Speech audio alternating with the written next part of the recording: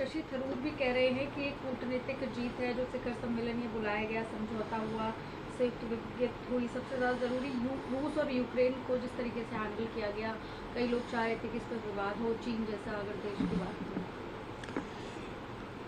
कि G20 की सफलता जो 2023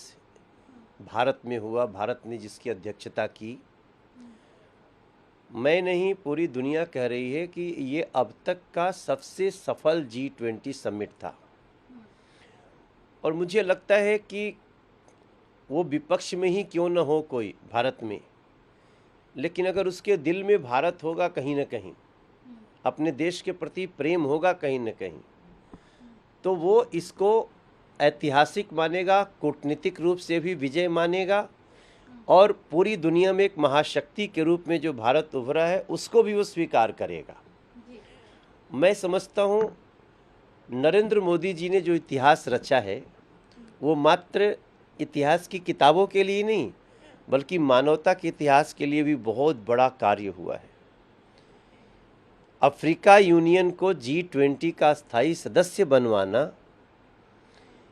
ये वही लड़ाई हो गई जो कभी गांधी जी ने, कभी नेल्सन मंडेला जी ने,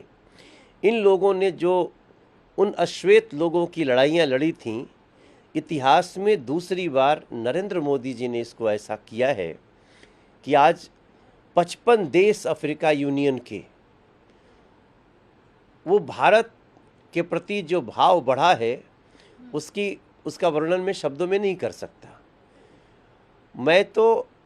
नरेंद्र मोदी जी को यूँ समझ रहा हूँ जैसे भारत की संस्कृति का यशोवर्धन, भारत के वैश्विक स्तर पे उसके स्टेटस का यशोवर्धन, ये सबके लिए जैसे एक अवतारी हैं नरेंद्र मोदी जी, इसमें अतिशयोक्ति नहीं होगी। और जितनी सफलता से हुआ और जो देशों का भाव रहा है उसके लिए हम सब जितने G20 में लोग लगे हैं उन सभी के साथ साथ G20 के जो आए हुए अतिथि हैं उनको भी हम बड़े हृदय से धन्यवाद देते हैं कि वो सकारात्मक रूप से विश्व के भविष्य को देख रहे हैं। राहुल गांधी पेरिस में हिंदू धर्म से कोई लेना देना नहीं है, दूरबीकरण करते हैं, सत्ता पाने के लिए कुछ भी करने के लिए तैयार है। अब जो G20 जैसे ऐतिहासिक समय पे देश में ही ना हो, उसका देश के प्रति क्या भावना है ये शब्दों में कहने की आवश्यकता थोड़ी है। जो G20 के समय जब सारी दुनिया गुणगान कर रही है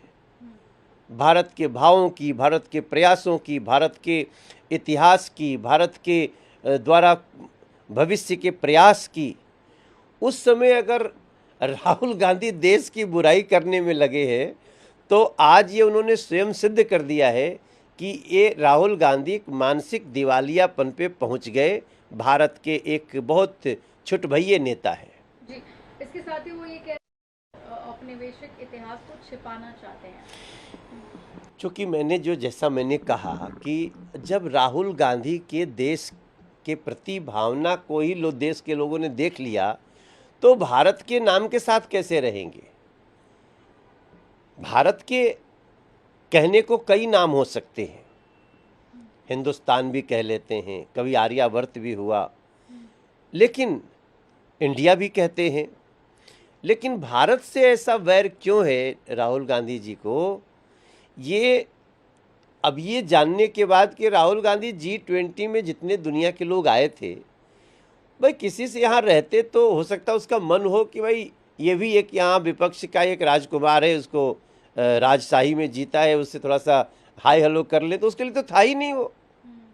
तो ऐसे व्यक्ति का भारत की संस्कृति के प्रति और भारतवर्ष के नाम के प्रति हम कुछ सहयोग चाहें, ये सोचना ही बेमानी है।